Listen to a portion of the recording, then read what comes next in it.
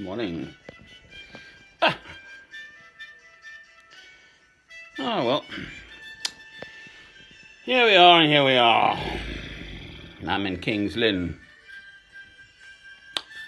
Norfolk, where my father's family came from. About 100 miles north east of London.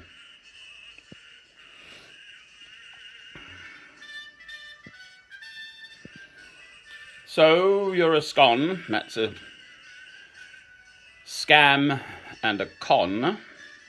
Sasha Alexandra Nezhnaya. But what you've awakened in me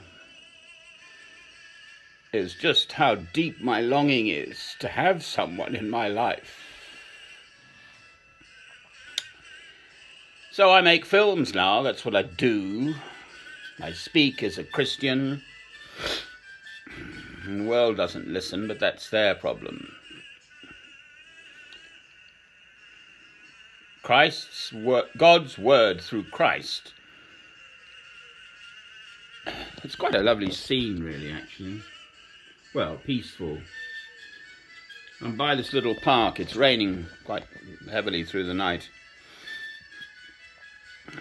So much as it's fun to walk in the rain when you're wet.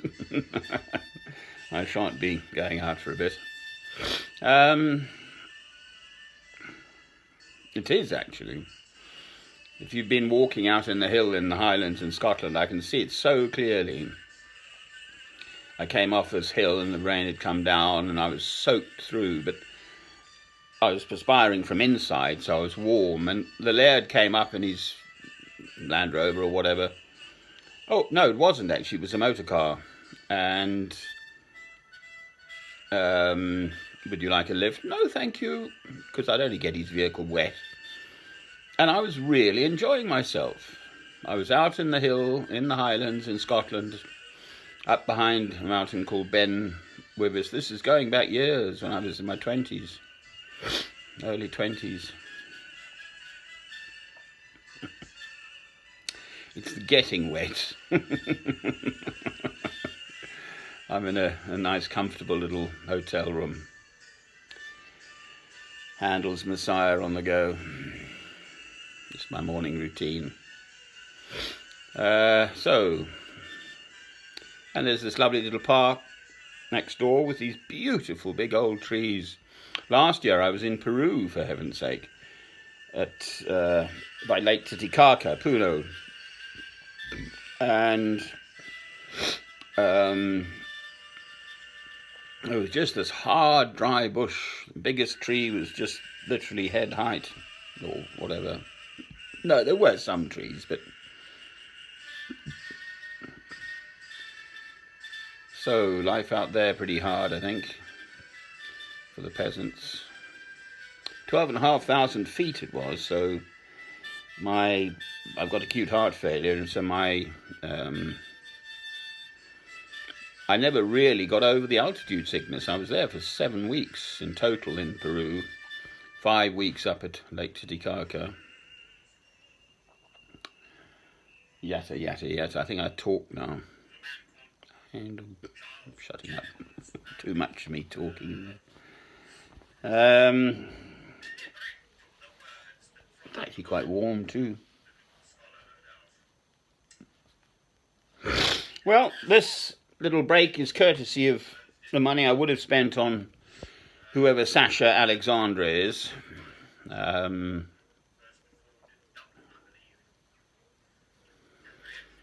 pictures are clearly of an actual human being. Apparently the IP address of the scholar, I'm going to call him, I'm sure it's a bloke, after my money, I suppose, basically. Apparently they've scammed people in Australia, and this Sasha Alexandra, she's on the, he, she, whatever it is, the Gmail address is on the internet. And these letters are really very beautifully crafted to just sort of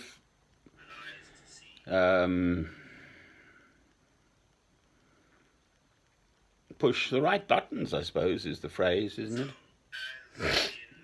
So I'm a man of 63 years old with a ghastly, tragic, broken family life behind me. A son who committed suicide, Robert Francis, hence the beard and the hair. So I've taught myself to be alone, but obviously this has awakened in me this profound, deep longing to have someone one can trust in one's life. So I just leapt at it. It took 5 weeks before I found out that it was just a scam, a con, a scone. So not too much damage done emotionally.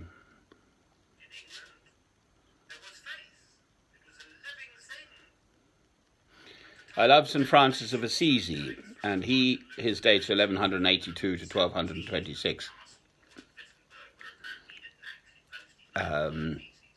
So he lived to the age of 44. He had someone called Clare. He married Holy Poverty, i.e. Christ, as it were, very early on. But he came from a very well-off merchant class family and so on and so forth. But to me, the most beautiful human being who's ever lived since the early saints, really. But then there were the Clares too, so they're called the Poor Clares. So again, a young woman of noble birth, as it were, or upmarket anyway, who was drawn to the spirit of what he was doing. This is all around Assisi in Umbria in Italy, middle north west of Italy.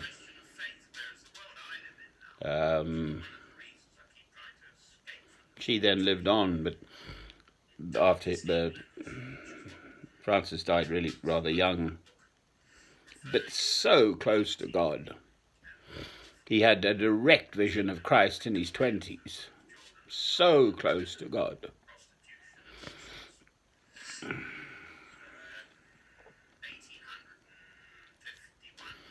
The story goes, there's a book called the Fioretti di San Francesco, the little flowers of St. Francis, so little vignette about his life.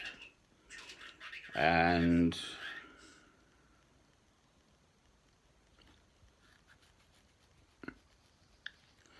well, there's so many beautiful stories about him. But he would have been killing, probably, possibly, I'm not quite sure on this one, but as a young man, that's what young people of that sort of birth would do. They'd become knights and, go and fight the other lot on the other hill over there. But the citizens of Assisi, just ordinary people, peasants, could see like a rainbow, a light, an aurora shining above Monte Sebasio, which is the mountain behind.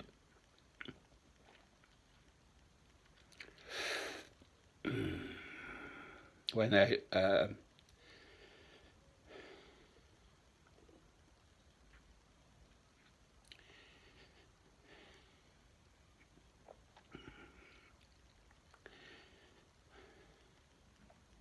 I perspire easily. It's actually a healthy constitution. When the monks were in contemplative prayer, that's just one story. I've read quite extensively about it, but I've lived there. I, on the other hand, have had a pretty rotten kind of ordinary life, I suppose. I was in business, training as a medical doctor, then in business and computing, and had a wife and a child, Robert Francis, who then committed suicide at the age of 18. He'd be 28 years old now this year, November the 12th. So I won't cut my hair, I won't cut my beard, not till I die, never. Because they still grow. I'm living for my son, Robert Francis. Robert, you see, because my father was from here. I'm Francis John. My father was Francis John, so not directly from St. Francis.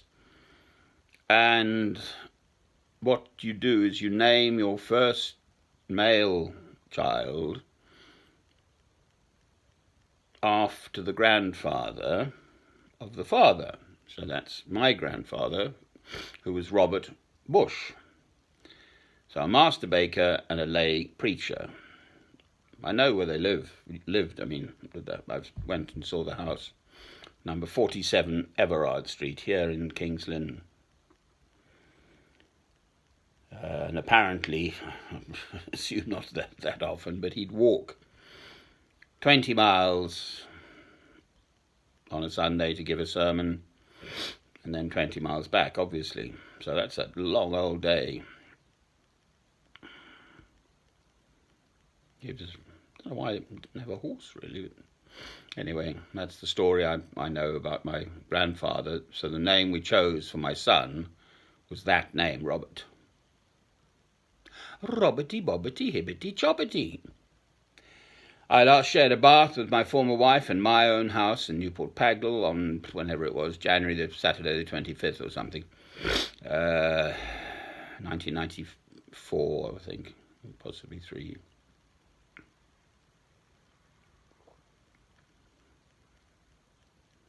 I love home and family. That's clear.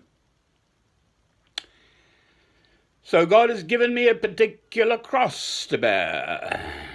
The one thing I love, he gave me, and he's taken it away. I only found out about the suicide of my son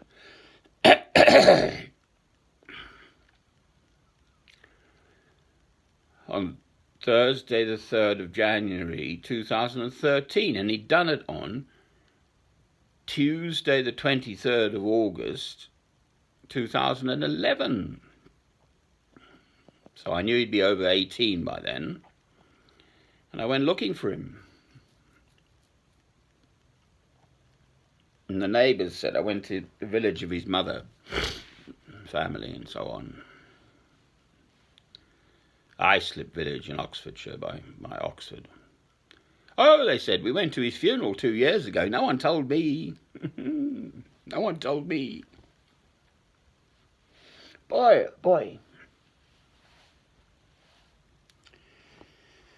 And I've just got on with it in the meantime. I'm a fighter. I won't commit suicide, no way. Then she's won.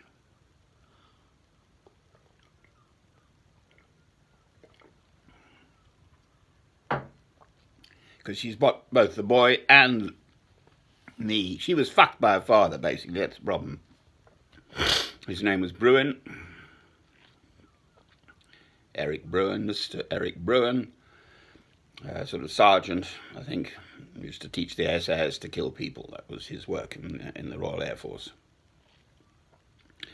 He got dementia. So I did meet him. But he was with the fairies by the time I'd met him. The house was locked and all of that.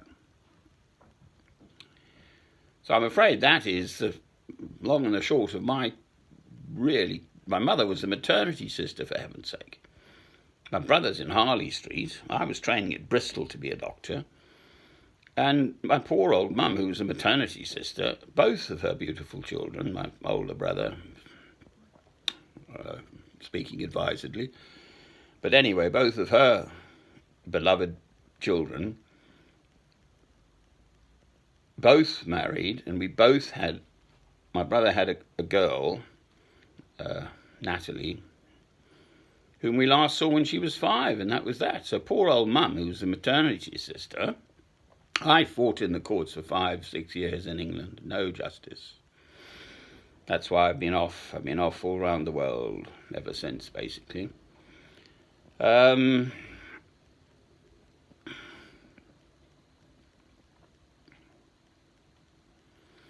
My poor old mum never knew her grandchildren. This is a woman who obviously loves mothers and babies, children.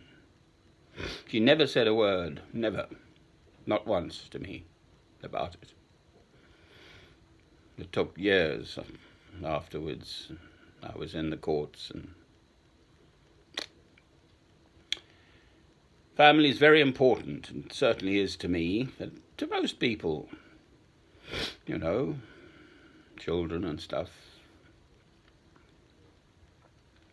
Happiness, a solid home. That's what I had.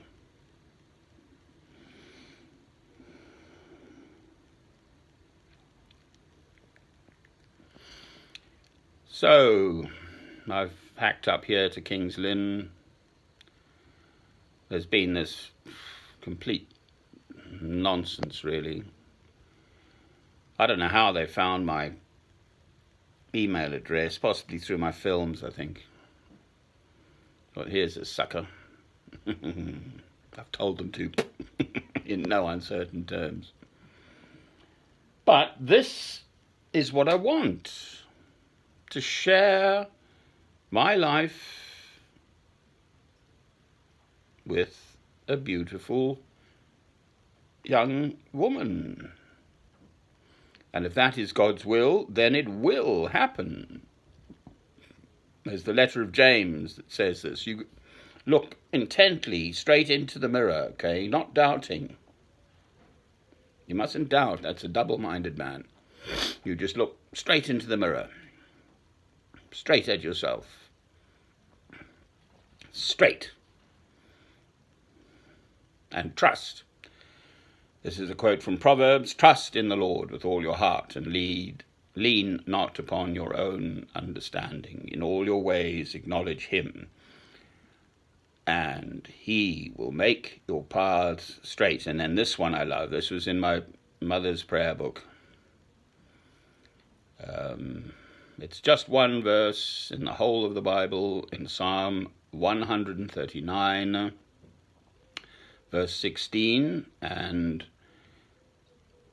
in my version it goes like this: all the days ordained for me were written in your book before one of them came to be. Which does sort of mean there's no such thing as free will. Now, if I mention this, I've got to mention Isaiah. Isaiah, who lived and he's documented 700 years before Christ, 700 years, prophesies the coming of Christ. I really don't know what I'll be doing this afternoon. I'm here in Lynn. I like to stay put in the place I'm in on a Sunday. I really try not to travel on a Sunday, so I'll be here. This rain's going to pass through. There's this lovely park, there's town. I'll probably potter up to the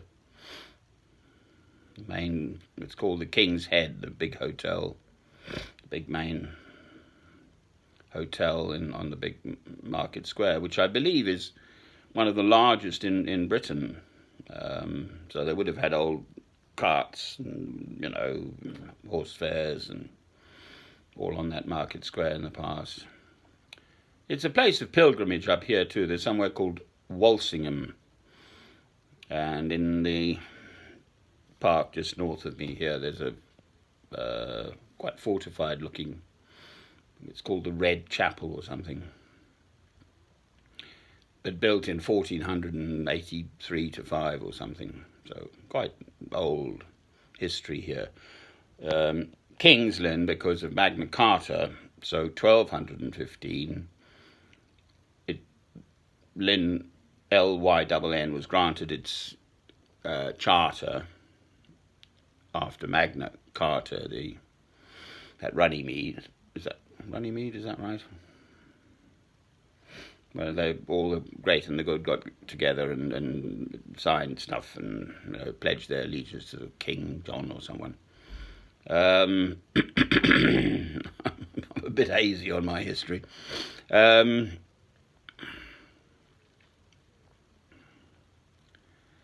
So Lynn was granted her charter in 4, actually. 1204, in fact, or 8. And again, apologies for my lack of knowledge here, but it's possibly 8, because I was here at that year, so I think 2008 actually, because I was in 4, I was in South Africa, so there must be 8. Lynn became King's Lynn because Lynn was granted, I think Lynn means, but it's got a meaning, I'm sure, to do with the river, possibly. The land around here is very flat. It would have been underwater before, so fen land, so very fertile. It's a very rich farming area, traditionally, all the way down past Ely to Cambridge, and all of this land all around here would have been underwater. So all that fertilizer from the everything over the millennia, this is. So that's what I know.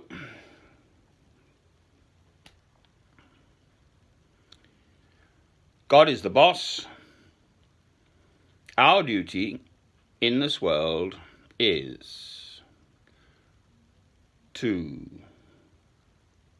in the first instance, to love God through Christ, and then the second commandment,